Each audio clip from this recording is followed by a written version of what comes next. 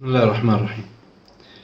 نتكلم النهاردة عن الأسلوب التربوي الخاطئ الثالث، وهو على النقيض تماما من الحماية الزائدة. يعني هنا في الاهتمام، ده المرحلة الوسط على الناحية دي.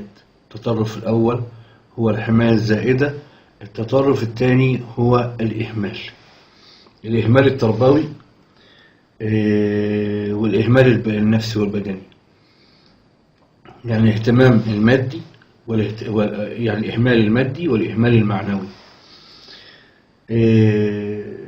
الإهمال هو أن ترك الأبوين للطفل من غير أن هم ما يشجعوه على الفعل الكويس ويراجعوه في الفعل اللي مش كويس، الخطأ.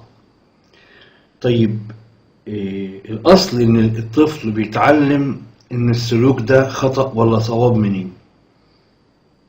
بيتعلمه من ردود أفعال الأبوين. يعني لو الأب والأم عجبهم سلوك، المفروض إن هم يعني ينبسطوا كده ويديله الإيحاء إن ده سلوك كويس عشان يستمر عليه.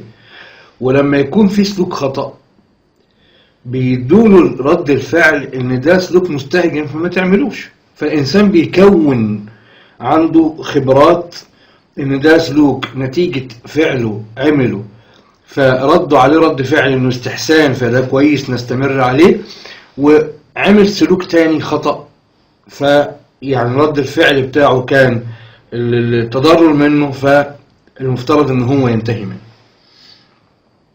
طيب لو سابوه كده، تركوه اهمالا ان هم ما اهتموش بيه، ففي الحالة ديت الطفل ده مش هيكون قيم اصلا، مش هيكون قيم.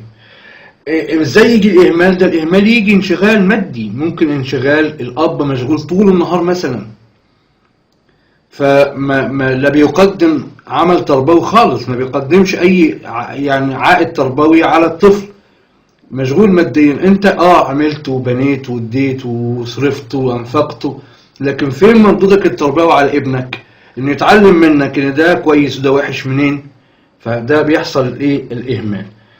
الام ممكن تنشغل هي كمان، في من تنشغل بصديقاتها وانت تنشغل بحياتها، والان في انشغال بالانترنت والفيس والشات والواتس، فممكن يحصل انشغال عن الطفل.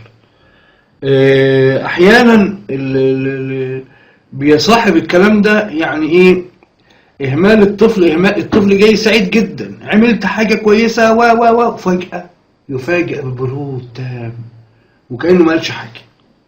وكذلك عمل حاجة خطأ فلم يقابله بأي رد فعل، فبالتالي ده نوع من انواع الاهمال. ممكن الانسان الطفل يشعر بانه يعني مش مرغوب فيه اساسا، مش مرغوب في وجوده، يشعر بانه هو بانهم بيكرهوه، انهم بينبذوه، انهم هو ملوش اي قيمة عندهم.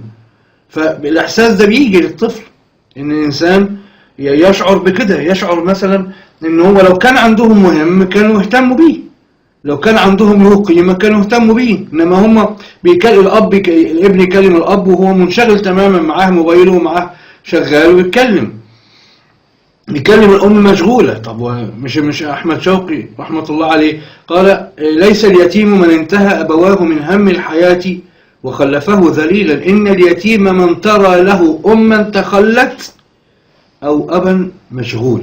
ده يتيم حقيقة، يتيم. طيب، الطفل عايز يحس ان هو عمل شيء كويس، وعايز يحس في المقابل انه عمل شيء وحش علشان يعرف يميز ما بين الكويس والوحش. طيب، الغريب بقى انه ممكن في مجتمعات تانية تحتوي هذا الطفل وتقدم له ردود الفعل، اللي هو طالبها.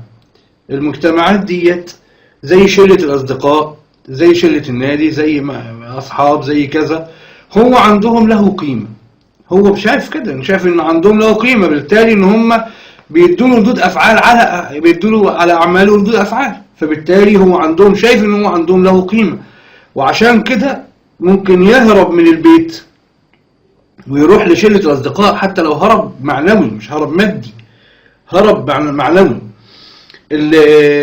الخطر في الإهمال بيكون أكبر جدا في بداية الحياة، في بداية الأول في الحياة، بداية الطفولة بيكون خطر جدا جدا جدا، لأنه الطفل غير مشبع. الطفل غير مشبع بالاهتمام، الطفل محتاج أن يكون اهتمام. أمال إيه سبب غيرة الطفل من أخوه اللي جاي بعده؟ هي سبب إن هو الاهتمام خدوا اللي بعده. كل واحد فينا محتاج للاهتمام، محتاج للإيه؟ للاهتمام. لما يحصل إهمال هتحصل اضطرابات سلوكية في عند الأطفال يقينا. ممكن تجد في عنده عدوان، ممكن تجد في انه يعتدي على غيره، ممكن تجد عنده عنف، تجد عنده عنف في التعامل، ممكن يعني ياخد حاجات بتاعت ناس، ممكن يمد ايده بالسرقة، ممكن ان يكون عنده شيء شبه التبلد الانفعالي، ما عندوش حاجة غلط وصح، يعني ما عندوش حاجة معيار بيقول له ان انت كده غلطان وكده صح. ليه؟ لان هو فقد الاهتمام ده من الابوين، فبالتالي ما عندوش مشكلة. يقول لك يعني هنعمل ايه؟ اللي هنعمله كويس مش هيعجبهم، وحش مش هيزعلهم، فاصبح عنده نوع من التبلد الانفعالي. وعلى فكرة اللي بيحصد ثمرة هذا التبلد الانفعالي هم الابوين بعدين. هو ربنا سبحانه وتعالى ألم يكن سبحانه وتعالى خلقكم من ضعف، بدأ حياتي ضعف طفل، ثم جعل من بعد ضعف قوة، ثم جعل من بعد قوة ضعفا وشيبة، يعني ضعف إلى قوة إلى ضعف. طيب الطفل هو في الضعف، أبوه في القوة وأمه في القوة، لكن إذا انتقل هو للقوة أبوه وأمه هينزلوا للضعف. فإذا كان هم ما خدش منهم الاهتمام، هل يتوقع أن يمنح هو الاهتمام في أواخر عمرهم في الوقت اللي هم هيكونوا فيه محتاجين الاهتمام؟ إذا الإهمال التربوي، انشغالك أنت بالأكل والشرب والفلوس والقصة دي عاقبته مش كويسة. انشغالك أنت بالأصحاب والأهل والخروج والشراء والتسوق والنت هذا الكلام عواقبه مش كويسة، لأن ده أسلوب تربوي خطأ. كما قلنا على الحماية الزايدة خطأ، الإهمال خطأ كبير، كمان جريمة في حق الطفل، ان الطفل ينشأ في بيت يهمل فيه حقوقه. فإذا أهمل الطفل في حقوقه والأهل لم يقدموا هذا العطاء له في صغره، لن ينتظروا أن يحصداه في كبره وكبرهما، وقت فعلا هم ما هيحتاجوا إلى وجوده وإلى اهتمامه، هيجدوا منه برضه نفس الشيء. فالجزاء من جنس العمل، وهم عطول الإهمال فهو سيمنحهم أيضا الإهمال. وده شيء يعني لا نرضاه ولا نقبله ولا نريده أن يكون في بيوتنا.